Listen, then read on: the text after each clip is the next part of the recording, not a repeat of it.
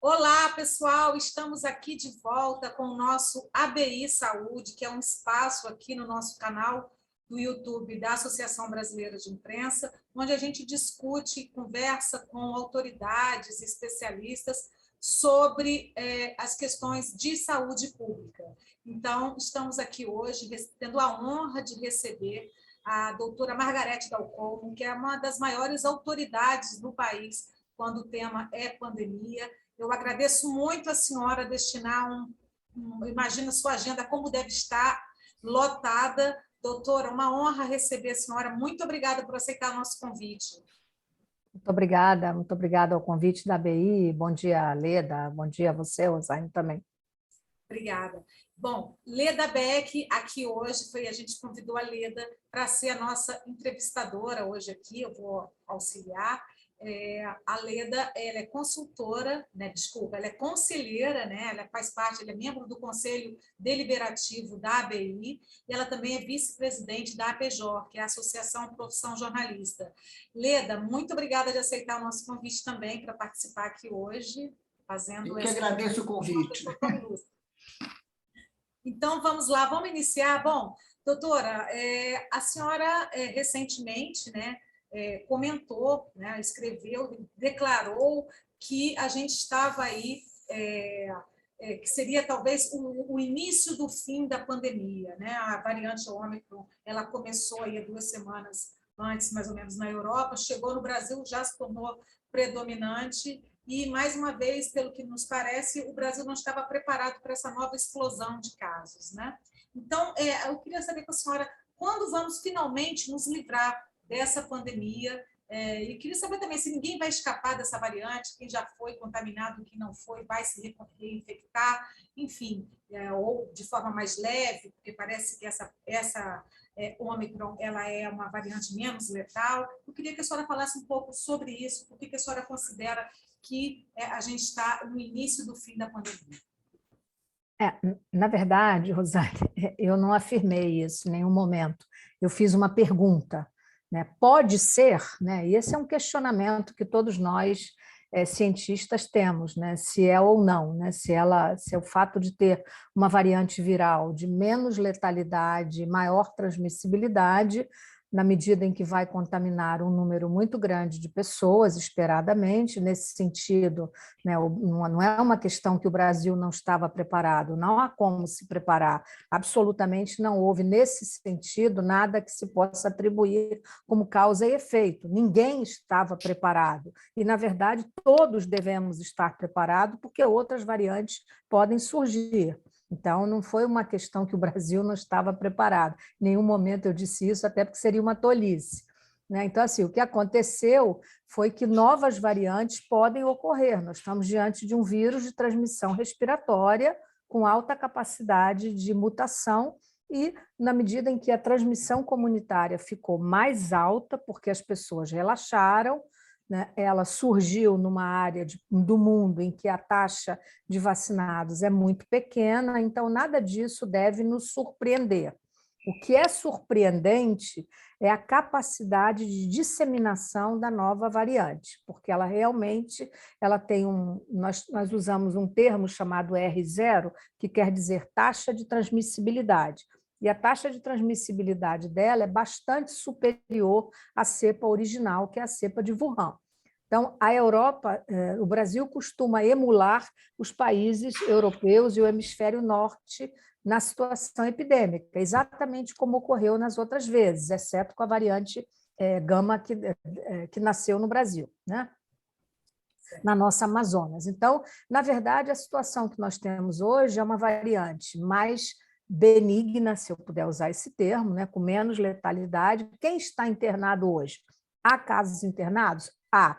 Está aumentando? Está. Tudo isso é verdade, mas quem está internando não é um paciente doente pela variante Ômicron, são pacientes doentes pela variante Ômicron, porém não vacinados, ou pessoas muito idosas, ou pessoas portadoras de comorbidade, ou todas essas coisas juntas.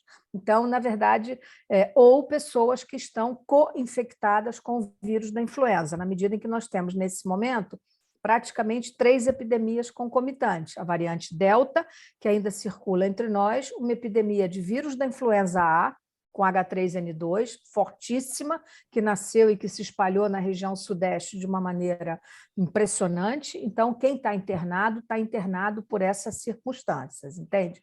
Então, assim, é correto se perguntar se isso poderia prenunciar digamos, o começo do fim?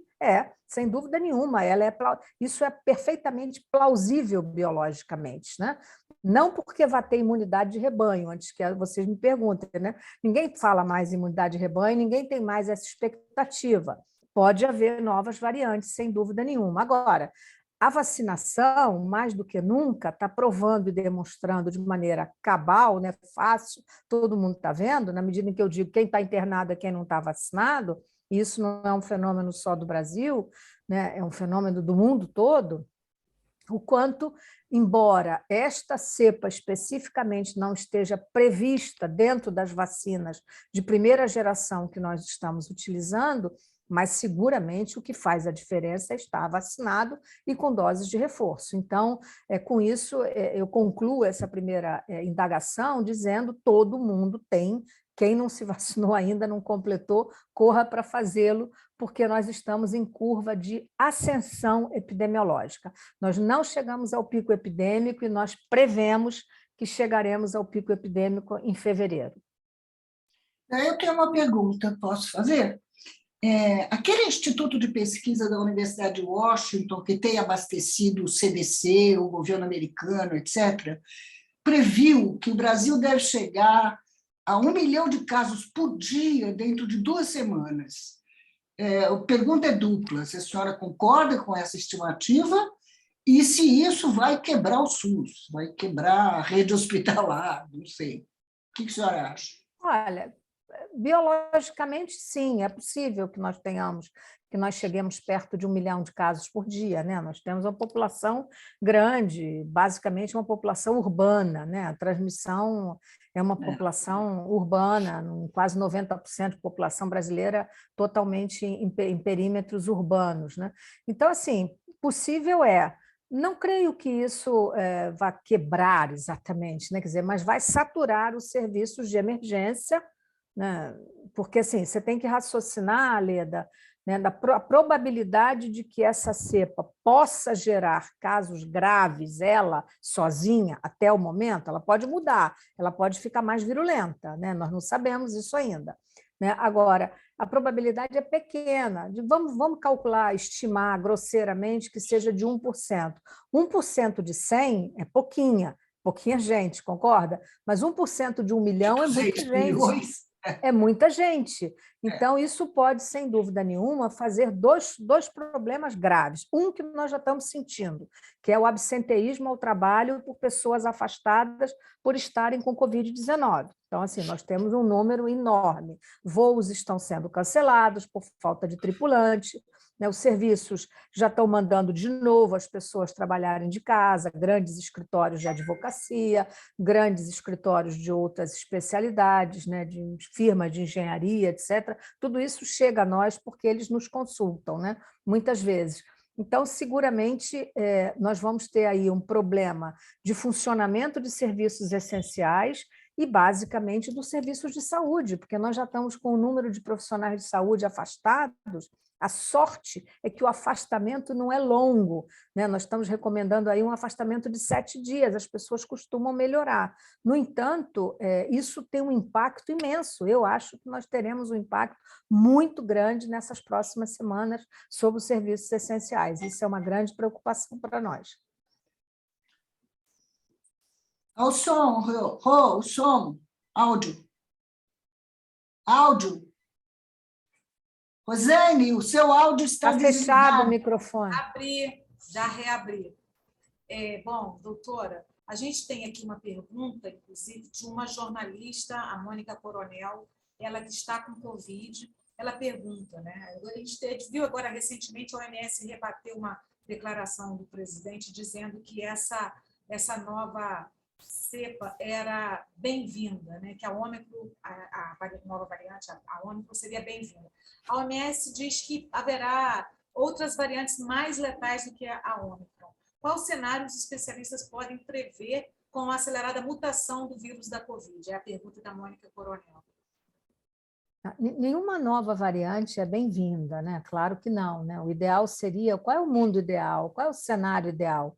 Que nós conseguíssemos vacinar grande parte do planeta e que nós conseguíssemos ser testemunhas de um arrefecimento da epidemia e o desaparecimento dela, como foram, ao longo da história do homem, sobretudo no Ocidente, as viroses de transmissão respiratória. Sempre foram assim. As duas coronaviroses anteriores a essa, o SARS-CoV-1 e a MERS-CoV, desapareceram. E por que eles desapareceram? Porque elas ficaram restritas a uma determinada região do mundo.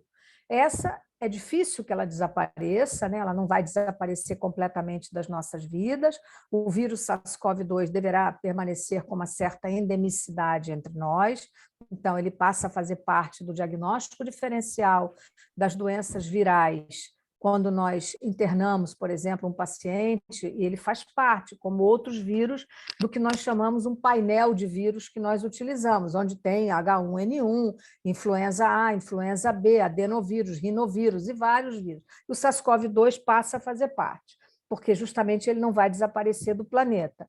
Agora, nenhuma variante nova é bem-vinda, né? O mundo ideal seria esse que eu acabo de descrever. A esta variante podem advir ainda outras? Sim, pode, biologicamente pode. O que fará diminuir a possibilidade de ocorrência de novas variantes? É a circulação na comunidade baixar, quer dizer, as pessoas estarem protegidas pessoal e coletivamente, ou seja, todo mundo usando máscaras de boa qualidade, evitando aglomerações, tudo isso passou a ter um valor nesse momento que nós estamos vivendo, até maior do que um período de relativa calmaria que nós havíamos alcançado com um bom ritmo de vacinação e uma certa diminuição já sensivelmente como é que eu vou dizer, mensurável, né, com a variante Delta como dominante. Então, isso já era uma situação mais ou menos confortável e a curva de completamente imunizados aumentando bastante, inclusive no Brasil. Então, a variante Ômicron, ela mostrou que, sem dúvida nenhuma, fez a diferença no Brasil, porque nós não estamos ainda, né, vendo uma morbidade maior no sentido da pressão sobre as internações hospitalares, mas nós não podemos assegurar que isso não vai acontecer nas próximas semanas, com uma pressão de demanda sobre o sistema, sobre as emergências, inclusive, né, sobre a rede toda pública que atende. Então, por isso é que a testagem, por isso é que eu tenho defendido o autoteste, por isso, para que as pessoas possam ter um diagnóstico precoce e se isolem adequadamente, né, e impeçam a transmissão, inclusive dentro da própria família, colegas de trabalho, etc., e com isso também diminuir um pouco o absenteísmo, porque o impacto vai ser muito grande nessas semanas, como eu disse. Eu tenho outra pergunta dupla aqui. Uma das razões para que não surjam, uma das razões para que não surjam novas variantes no planeta, não estou falando do Brasil, se a gente conseguir uma porcentagem muito alta de populações vacinadas em todos os países. Estou certo? Bom, nós temos, no Brasil, acho que estamos chegando perto, se já não chegamos a 70%. Chegamos a 70%. Na África, me parece que está entre 20% e 30% a população vacinada. Estou errado? Não, é menos do que isso. Menos que isso. Então, a primeira parte da minha pergunta é: se você tem um continente imenso, como o continente africano, com menos de 20% da população vacinada, ali é o berçário de novas variantes, me parece. E a segunda parte da minha pergunta é: diante dessa possibilidade e do nosso cenário aqui no Brasil, a senhora vê o lockdown como uma solução, ainda que provisória? Bom, em primeiro lugar, a África é sempre um mistério para nós, né, Leda? Assim, difícil de responder algumas questões, né? Primeiro que A variante Ômicron, ela surgiu na África Austral, né, Botsuana, África do Sul, né, enfim, por ali, onde a cobertura vacinal está muito baixa.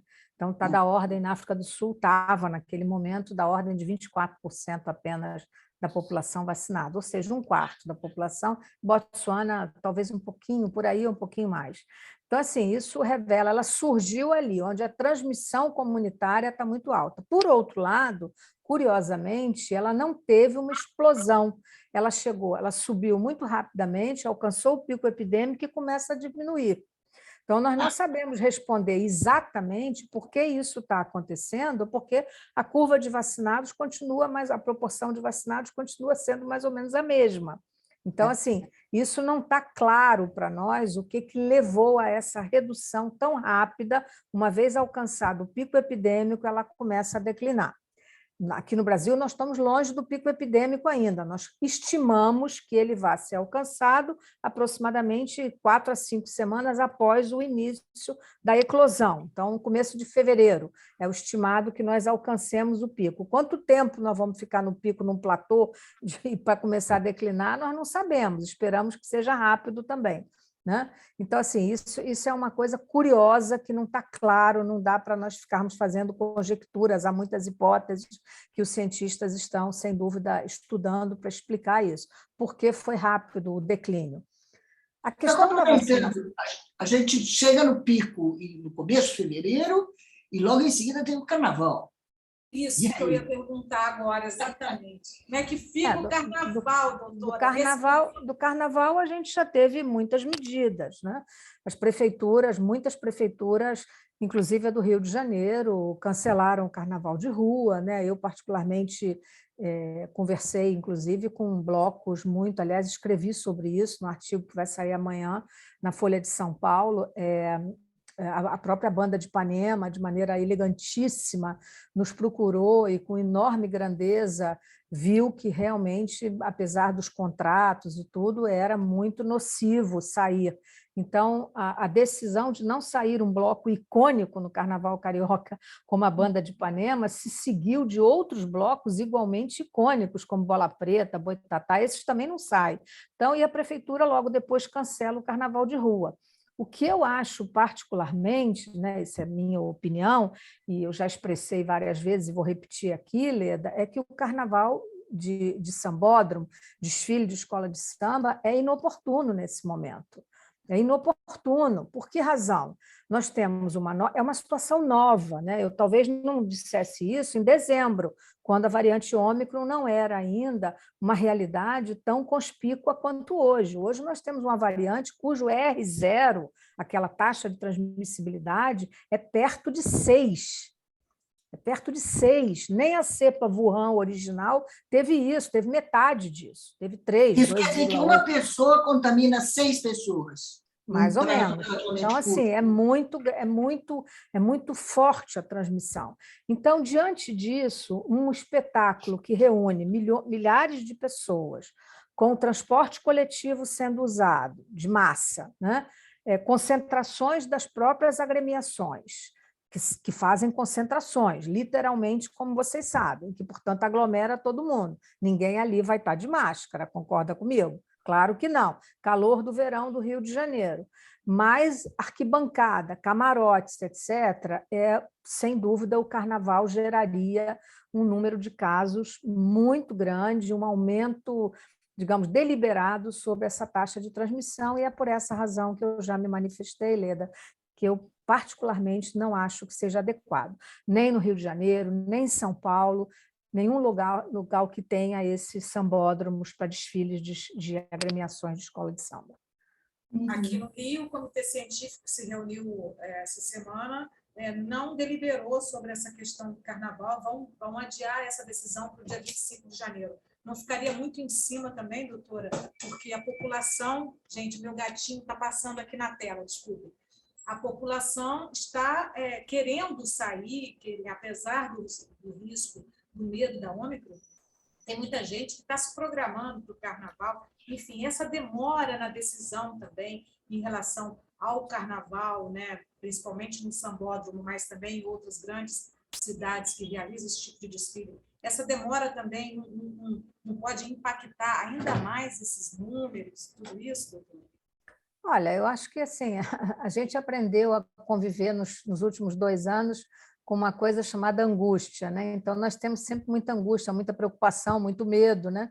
Então, assim, eu acho que eu não posso interferir nas decisões que as autoridades, eu estou dando a minha opinião como médica, como quem trata de doente, como quem tem hoje 18 doentes com Covid-19 em acompanhamento, enquanto nós estamos aqui conversando, provavelmente eu vou receber mais uns 2 ou 3 que vão positivar hoje. Eu estou fazendo um ensaio, estudo clínico de novos medicamentos, etc. Só ontem, numa pesquisa que nada tem a ver com isso, de pacientes testados, foram 16 pacientes que apresentaram positividade. Então, isso mostra para vocês o quanto a disseminação está aumentando verticalmente nesse momento. Então, qualquer coisa que não seja, digamos, que não contribua para que nós tenhamos mais cuidado, que realmente aglomeremos o mínimo possível, que fiquemos um pouco mais resguardados, sim.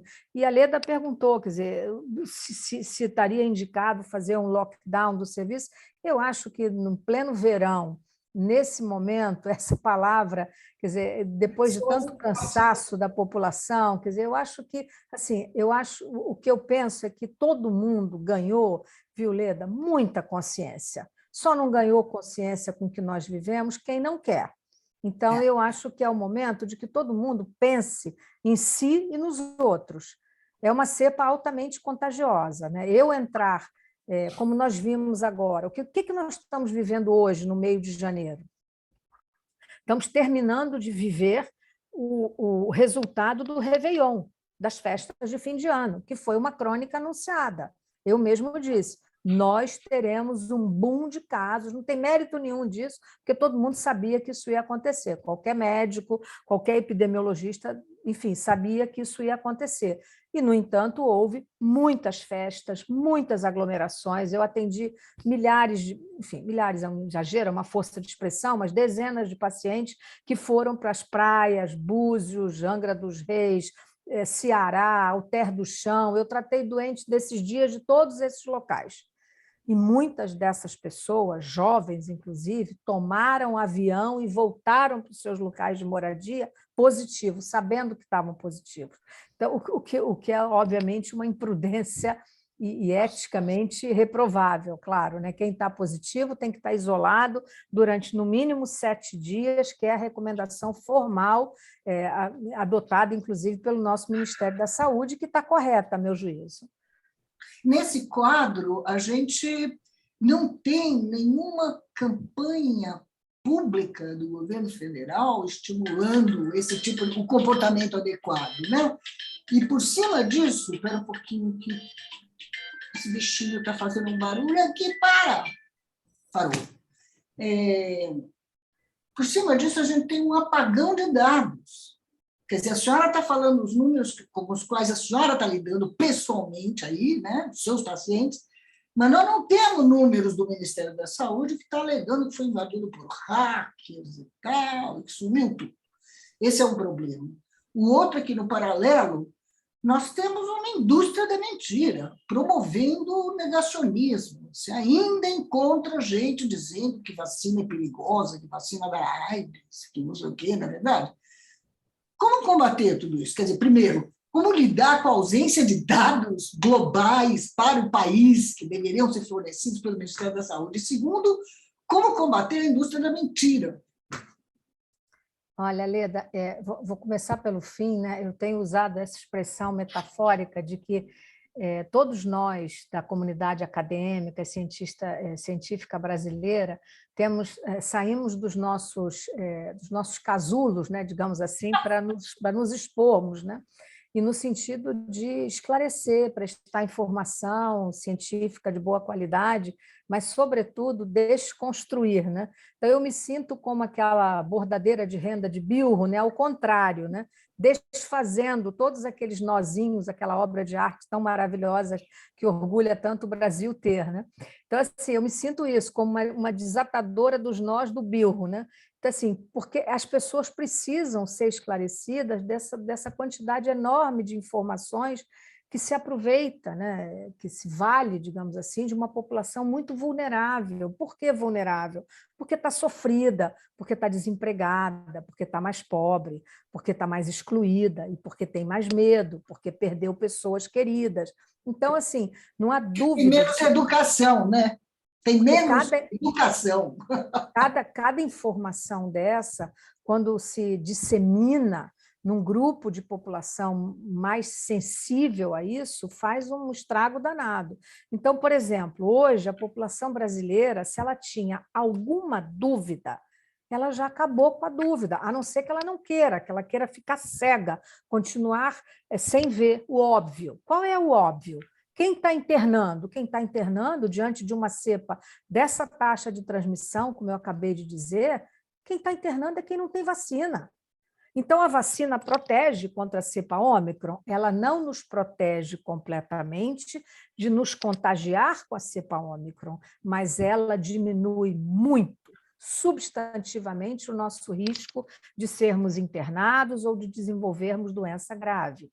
Então, portanto, nós estamos vendo na prática, no nosso dia a dia, a diferença que faz estar perfeitamente imunizado. E é por essa razão que é tão importante que nós comecemos, ainda que atrasados, como nós sabemos, a vacinar as nossas crianças, para que nossas crianças, pelo menos, né, já que não vai ser o mundo ideal. Qual é o mundo ideal? Que elas estivessem vacinadas com 2 doses para voltar ao ano letivo escolar no início de fevereiro. Isso não vai dar tempo, mas pelo menos que a grande maioria delas, não vão ser todas, porque não terá vacina suficiente para isso, a meu juízo, mas pelo menos grande parte volte com pelo menos uma dose de vacina aplicada. Então, tudo isso vai ajudar no sentido de amenizar o número de casos graves e que eventualmente demande mais assistência médica. Então, sem dúvida, eu acho que nós temos nos dedicado, muitos de nós, viu, Leda, a realmente esclarecer. Quando eu venho a público dizendo, olha, o trabalho tal mostrou resultados tal, quer dizer, tudo isso, existe um consenso entre nós e que nós temos tentado passar com toda a firmeza, serenidade, consciência, né, a verdade para as pessoas, que é o que elas têm que saber. E tudo que a ciência mostrou até agora é que vacinar, ter processo de imunização completo faz toda a diferença. Rô, você fala logo em seguida, mas eu tenho um abendozinho aqui. Vai ter 4ª dose? Eu já tomei as 3. Vai ter mais uma? Mais 2? Mais 3? Não, provavelmente todo mundo acima de 18 anos, Leda, já está previsto que algumas populações, alguns grupos de população mais sensíveis, mais vulneráveis a desenvolverem complicação, receberão primeiro, mas a 2ª dose de reforço, 4ª dose, é prevista sim. Ela já está sendo aplicada em alguns países, né? Israel já começou, alguns outros países já começaram, e muito provavelmente nós também faremos isso ainda nos próximos meses desse primeiro semestre de 2022. Essa é uma deliberação do PNI, do Ministério da Saúde, mas, sem dúvida nenhuma, é desejável, recomendável e previsto. E até lá eu continuo fechadinha aqui, é isso? Eu recomendaria que sim, que você continuasse a trabalhar aí, se você pode, né? Nós profissionais de saúde não podemos, né? Nós temos que trabalhar, assistir as pessoas, mas, enfim, o número de gente contaminada é muito grande, sem dúvida. Doutora, sobre vacinação infantil, né? Finalmente, a partir de segunda-feira, as crianças de 5 a 11 anos começarão a ser imunizadas com as doses da Pfizer. Como a senhora disse, não haverá número suficiente para atender todas as nossas crianças, mas é um passo. Infelizmente, houve aí, por parte do governo federal, por parte do Ministério da Saúde, um adiamento desse início dessa vacinação, no momento em que se avizinhava essa nova explosão aí de casos de Covid com a Ômicron, né? A senhora acha que assim, isso pode ter provocado também maior desconfiança, abertura de consulta pública, audiência? Isso ocasionou mais desconfiança por parte de pais e responsáveis com relação à segurança da sim. O que a senhora diria hoje para essas pessoas, né? Se essa demora também da vacinação infantil vai atrapalhar a contenção do avanço da Ômicron no Brasil. E eu queria saber também depois, ainda nessa linha, quando é que vai começar a vacinação para os bebês de 6 meses a 5 anos de idade, as crianças até 5 anos. Bom, são coisas completamente diferentes, né? Quer dizer, a Não tem o questão da... pacote da vacinação infantil, doutora. Não, é fácil responder o final, né? Assim, cada recomendação de vacinar determinados grupos de população nasce de estudos chamados estudos de fase 3, que são realizados e que geram resultados de eficácia e efetividade, ou seja, proteção no mundo real, né? Criança vacinada, observada durante um tempo.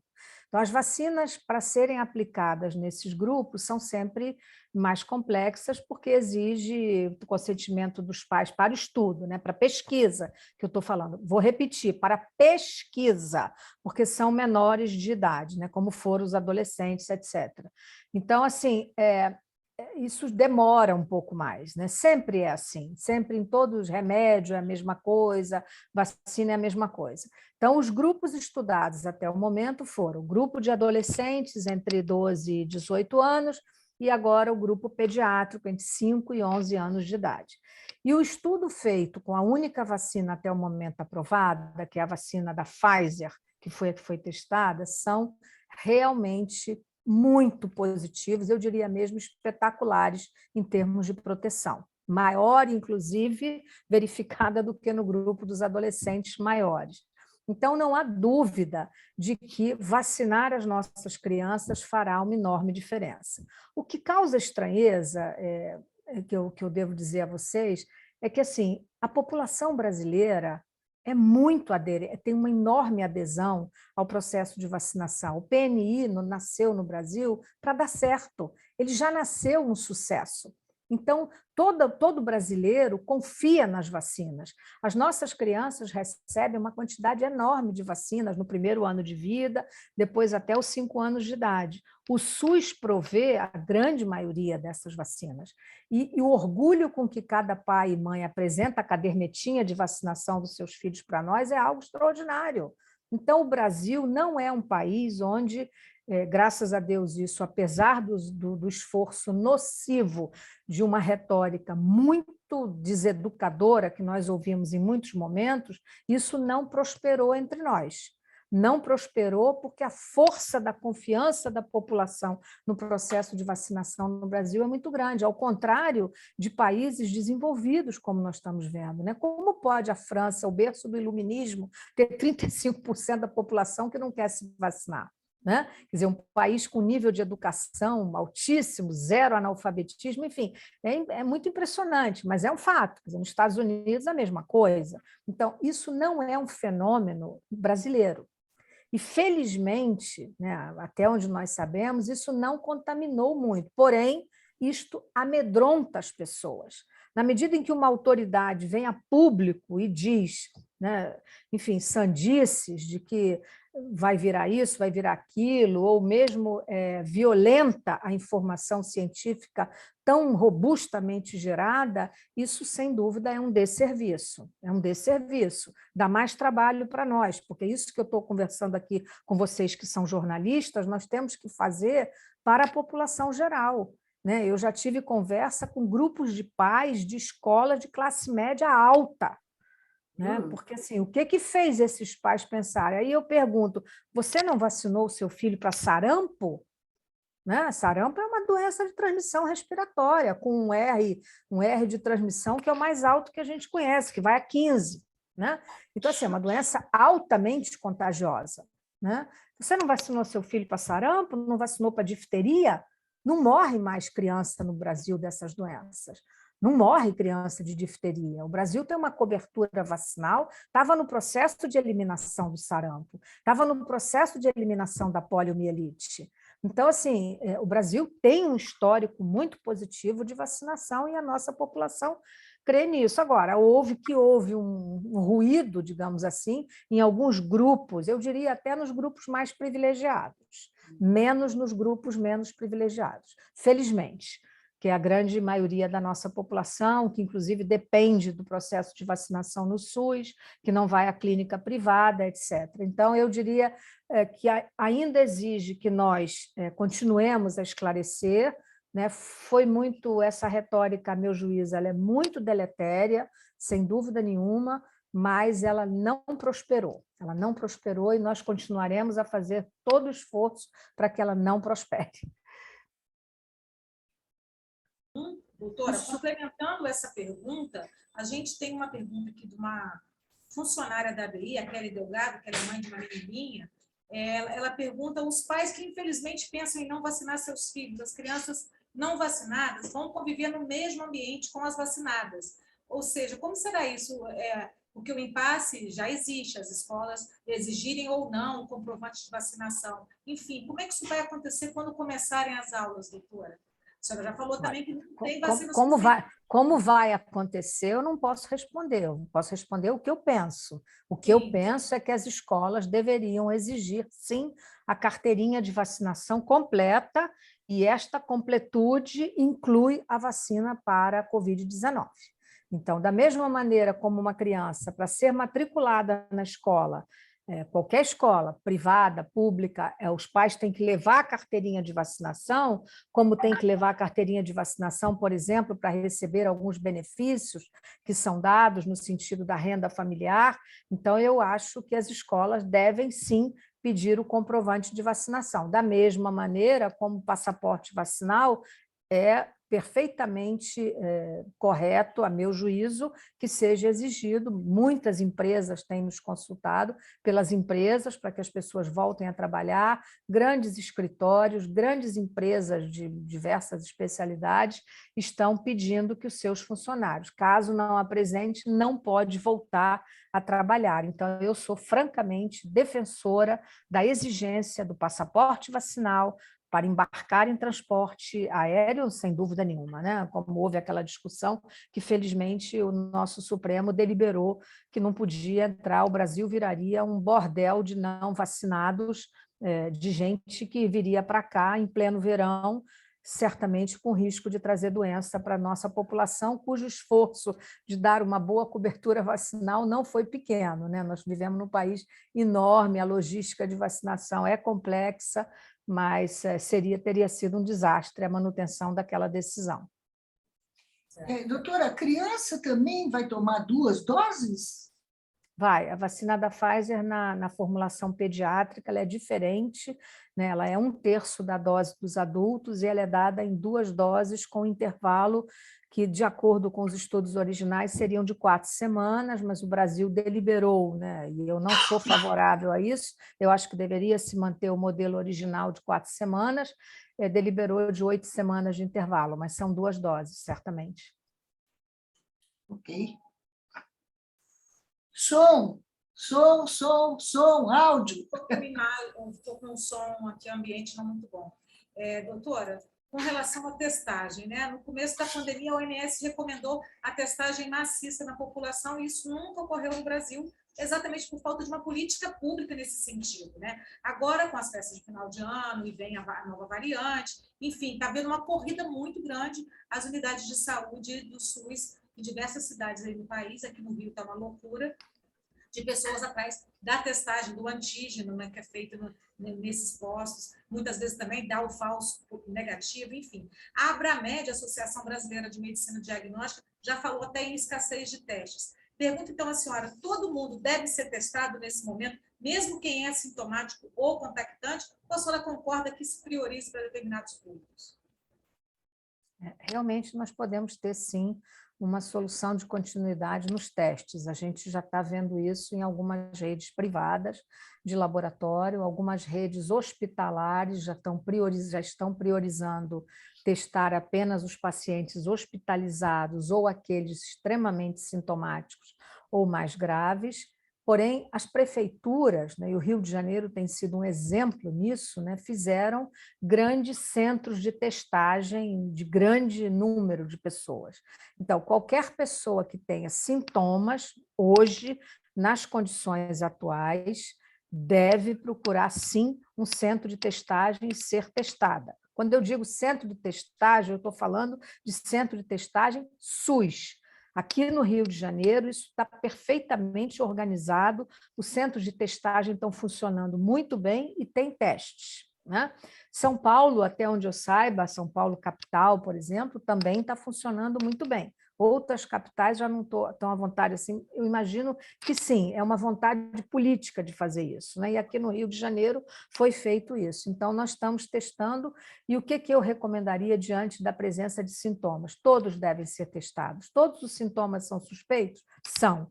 Hoje, nas condições atuais, qualquer pessoa com dor de garganta, uma febre baixa, né? Não costuma ter febre tão alta, né? Qualquer sintoma de vias aéreas superiores é suspeito de Covid-19 e, se for contato de caso intradomiciliar ou colega de trabalho, mais ainda. E deve ser testado, sim. Som. Está sem som, Rosana. Som. Eu sei, Leda, é porque eu estou aqui com 3 coisas ao mesmo tempo na minha tela.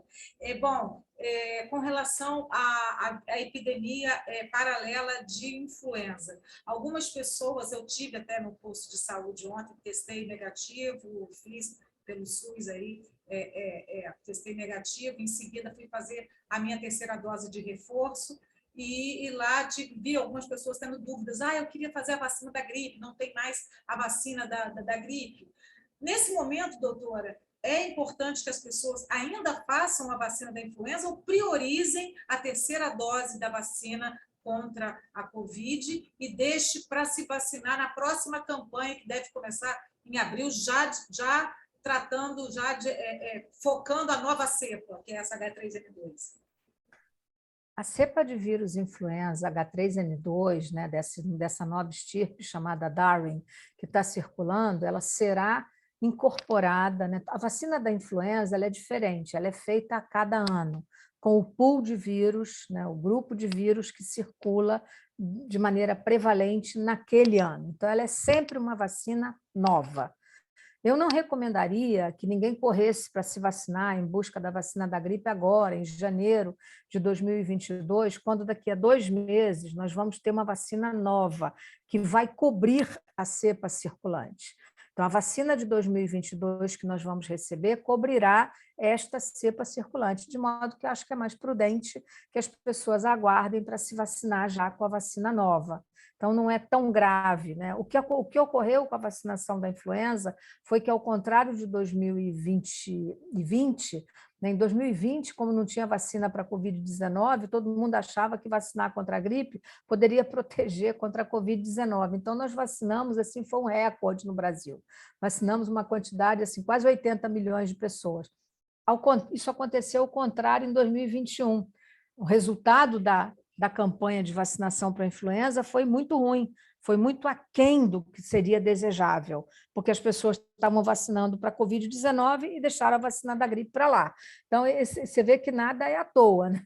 Nada é casual. Então, assim, o que está acontecendo agora é que as pessoas aproveitaram, tinha sobra de vacina, ela foi corretamente aplicada, as medidas foram corretamente tomadas, e agora eu acho que tem que esperar, enfim, ela é uma influenza desagradável, sem dúvida nenhuma, clinicamente, mas ela é mais perigosa para aquelas pessoas de mais idade, que tenham comorbidades e que, eventualmente, não tenham sido vacinadas, porque a vacina, ainda que não tenha esta cepa especificamente, existe sempre um fenômeno que a gente chama de imunidade cruzada, né? Nós estamos sempre um pouco mais protegidos tendo sido vacinados.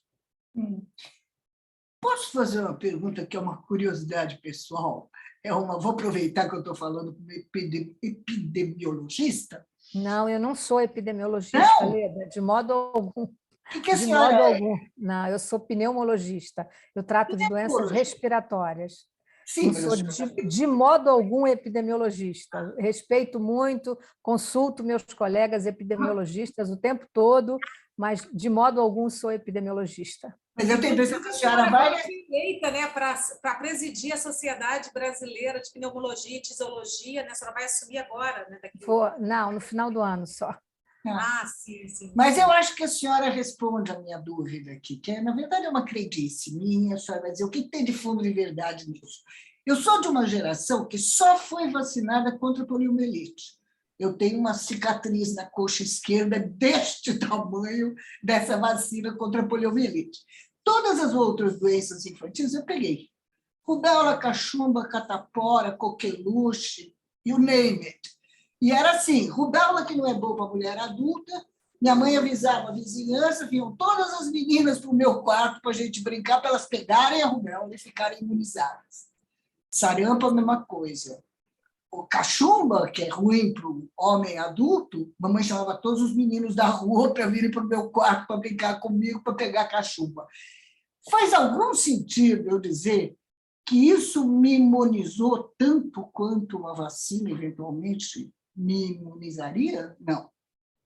Não, porque, na verdade, Leda, essa é uma maneira de ver as coisas. Assim, você está dando um depoimento pessoal, né? É a minha geração, né? Eu vou dar um depoimento médico, né? E até, de certa maneira, epidemiológico. O que fez a diferença na expectativa de vida do brasileiro, que em 40 anos passou de 54 anos para 76 anos? Né? A Foram vacina? vacinas, não há dúvida. Né? Então, ninguém mais morre. A mortalidade infantil reduziu muito. Ninguém mais morre de difteria, de uma doença que é prevenível por vacina. Então, doenças hoje da primeira infância são preveníveis por vacina. Então, não tem como, não há nenhuma justificativa, não haveria nada que humanamente justificasse deixar de proteger uma criança de doenças hoje perfeitamente preveníveis. Né? É claro que nós deveremos manter e voltar a fazer todos os esforços para alcançarmos aquela, digamos, aquela proximidade que nós estávamos, né, de controlar o sarampo, eliminar a poliomielite. Né? O Brasil vinha indo muito bem, mas houve um relaxamento nos últimos anos e houve uma piora. O Brasil até saiu do grupo de países que estava prestes a eliminar o sarampo, o que foi uma pena. Nós começamos a ver casos de sarampo em adultos, o que é um absurdo, né? Mas nós começamos a ver que o Brasil tem umas experiências assim dolorosas às vezes, né? Então é isso, quer dizer, mas todos os esforços devem ser feitos e volto a dizer, Leda, quer dizer, nós temos, felizmente, construímos uma cultura de credibilidade no processo de vacinação que é extremamente positivo no Brasil. E isso fez a diferença na nossa expectativa de vida. Porque se você dissesse, não, foi saneamento básico. Ora, como saneamento básico se o Brasil tem 40% das escolas públicas nem saneamento básico tem? Se tem 50% provavelmente da nossa população que nem água encanada direito tem. Então, assim, foi um pouco a melhora do saneamento, mas eu diria que o processo de vacinação e a implementação do SUS, uma assistência mais adequada a essa primeira infância, seguramente fez a diferença. A senhora falou do recrudescimento do sarampo, eu li com horror recentemente o recrudescimento da hanseníase, particularmente nos presídios. A senhora ouviu isso? Olha, a lepra nunca foi uma doença, Leda, eliminada do Brasil. Né? Esse é um assunto muito particular, mas assim, nós temos uma endemicidade de casos de hanseníase bastante considerável no Brasil. Em algumas áreas mais e outras menos, mas assim, faz parte das chamadas doenças negligenciadas que precisam de cuidados, sem dúvida nenhuma, e o Brasil é um país que tem uma prevalência de casos de hanseníase que nos preocupa e eu diria mesmo que nos constrange, né? Como outras doenças, mas que nós temos, esse é o lado ruim. O lado bom é que nós temos outras doenças ditas de prevalência alta, como a tuberculose no Brasil. Né? O Brasil é um país de alta prevalência, mas não das mais altas. Né? Nós não fazemos parte dos países de alta carga de resistência para antibióticos contra a tuberculose na lista da OMS, mas nós fazemos parte dos países de alta incidência, com 75 mil casos por ano.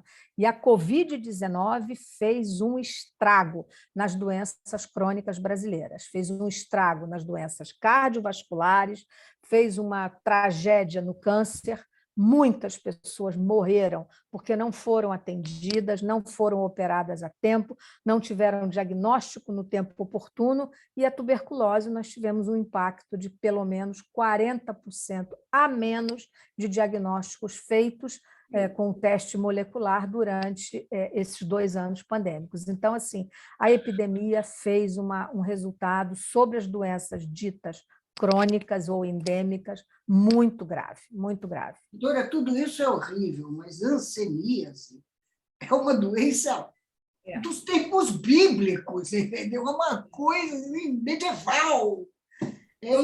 Com tratamento. Devo dizer, Leda, para aqueles que não sabem, a hanseníase é uma doença hoje perfeitamente tratável e curável, desde que não seja naquelas formas já que a gente chama formas virchovianas, que são aquelas formas já com deformidade, usando o seu exemplo, quer dizer, quase como formas bíblicas, né? Isso não pode mais existir. Não tem por que existir. Por que razão? Porque tem tratamento, e o tratamento é altamente eficaz. Você cura. Esse diagnóstico precoce, certo? Você cura a doença. Cura. É uma doença curável. Doutora, vamos voltar para a Covid. Eu queria saber com a senhora, o nosso principal público na ABI é de idosos, né? A gente tem aí mais de 70%, 80% do nosso público, nossos associados. A ABI é uma instituição centenária, tem 113 anos, está partindo para 114. O nosso maior público é de idosos. Os idosos, desde o primeiro momento da pandemia, foram o público mais sensível, né, à pandemia, enfim, e agora a grande maioria já recebeu as 3 doses, né? Queria, inclusive, até falar para a senhora, pela Diretoria de Assistência Social, nós fizemos uma pesquisa em que a gente apontou que a maioria dos jornalistas, né, dos associados, busca os serviços do SUS, né? Não tem acesso a plano de saúde, busca os serviços do SUS, usa transporte público, enfim. Então, a gente tem uma preocupação na assistência social muito grande com os jornalistas em situação de vulnerabilidade.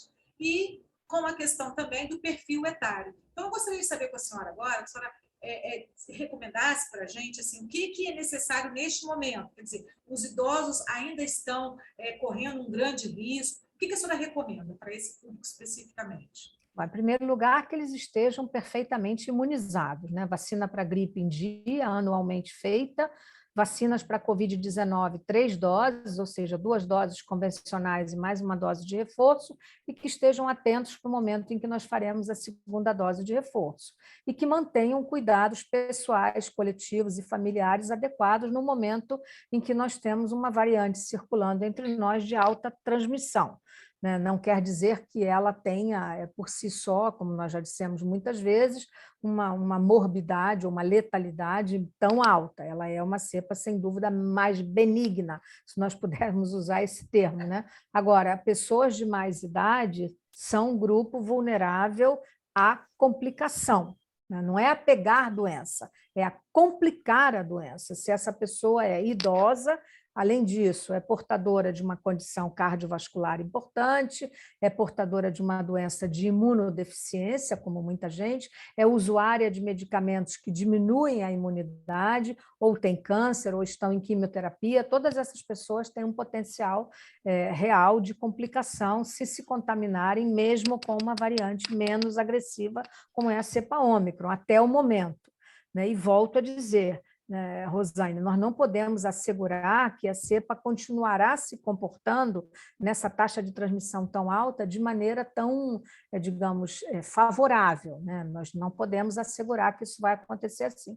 Por isso é que nós conclamamos as pessoas que tenham cuidado e os idosos que fiquem em casa nesse momento de novo, até passar esse período.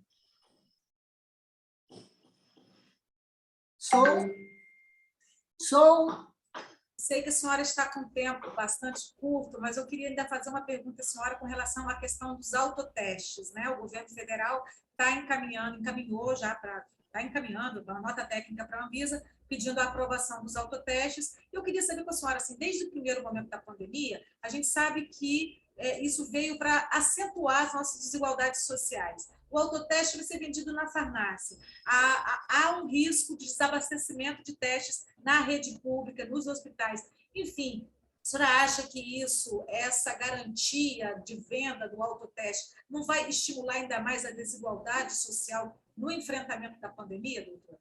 Eu não tenho a informação, Rosane, se ele será comercializado e vendido em farmácia. Realmente eu não posso te dar essa resposta porque eu não tenho essa informação, né? Eu sou uma defensora do autoteste, eu acho que os autotestes devem estar disponíveis para que todo mundo tenha acesso a eles, para que possam fazer o seu diagnóstico e possam, com isso, tomar as medidas de precaução pessoal e coletiva dentro do núcleo familiar ou de trabalho precocemente. Então, sem dúvida nenhuma, os autotestes são bem-vindos. O problema deles é que as pessoas têm que ser, digamos, treinadas, ensinadas como usá-los, porque senão eles serão um desperdício, comprado ou doado, ou com acesso. Se não souber usar, eles serão um desperdício e eles têm que fazer como países, por exemplo, como Israel, que usa autoteste desde o início, já desde o meio da pandemia, né? Os médicos vão a público, ensinam como utilizar o autoteste,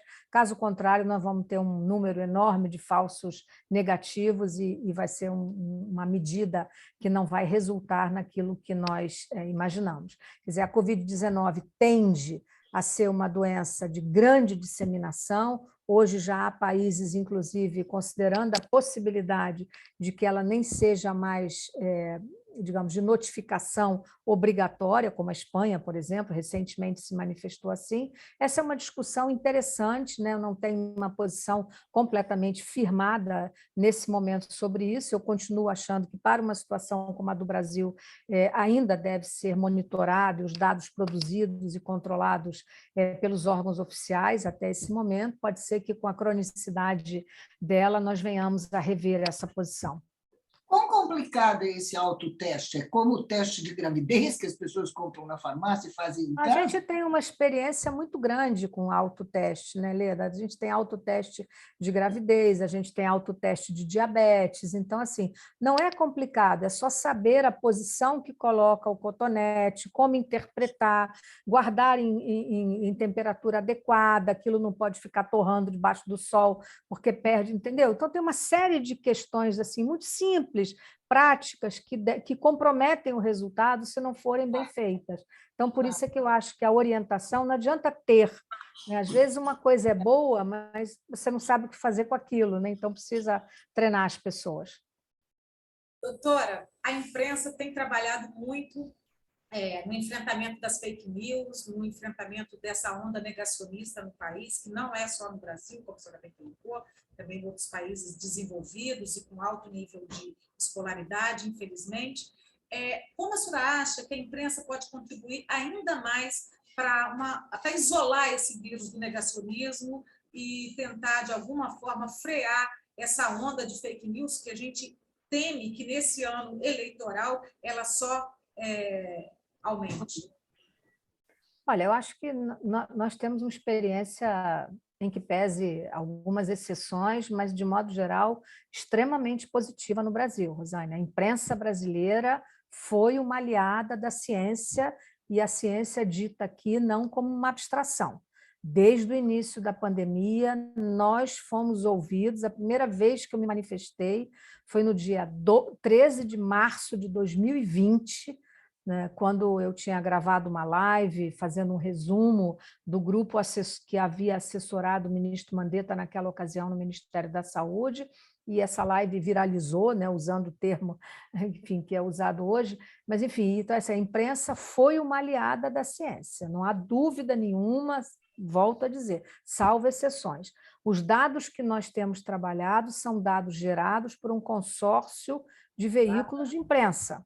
Então, eu acho que nós vivemos uma experiência... Que também acabou sendo prejudicado com o apagão de dados, né, doutora? Porque o consórcio também não conseguiu apurar esses dados. Vai ter que recuperar isso, né? Não, a Fiocruz tem o Infogripe, tem o Observatório Covid, tudo isso ficou muito prejudicado com esse apagão de dados. Nós precisamos recuperar isso. Mas, sem dúvida nenhuma, respondendo à sua pergunta, eu acho que o Brasil, nesse sentido, viveu uma experiência positiva. Acho que a ciência, né, como eu lhe disse, nós saímos de nossos consultórios, laboratórios, né, e viemos a público, nos expusemos, e a imprensa, de certa maneira, criou essa relação que eu diria saudavelmente bionívoca, né, entre a ciência brasileira e a imprensa brasileira. Muito obrigada, doutora. Leda, quer acrescentar alguma coisa? Quer fazer mais? Não, estou aqui encantada. Eu esqueci de dizer que eu nunca cobri saúde, entendeu? Na minha vida. Eu cobri economia, política, tecnologia, mas nunca cobri saúde. A Rosane me põe nessa fria, entendeu? Mas eu agradeço muito, aprendi um Você monte. saiu muito bem, Leda. Ótimo. Um bom jornalista é um especialista em generalidades, né? Para todos os assuntos. Eu agradeço muito, Leda, de aceitar esse desafio aí, te peguei pelo pé. Doutora, não tem nem como agradecer o seu tempo dedicado aqui, a gente, a esclarecer tantas dúvidas que são nossas e também são de boa parte da população e também de boa parte dos jornalistas também. A gente também tem nossas dúvidas, né? E estamos aqui nos colocando como aliados cada vez mais da ciência contra o negacionismo e a favor da vacina. E estamos juntos, doutora. Muito obrigada por tudo que vocês têm feito por nós. Obrigada. Boa tarde. Obrigada. Tchau, tchau, gente. Muito obrigada. Até o próximo Abrir Saúde. Até.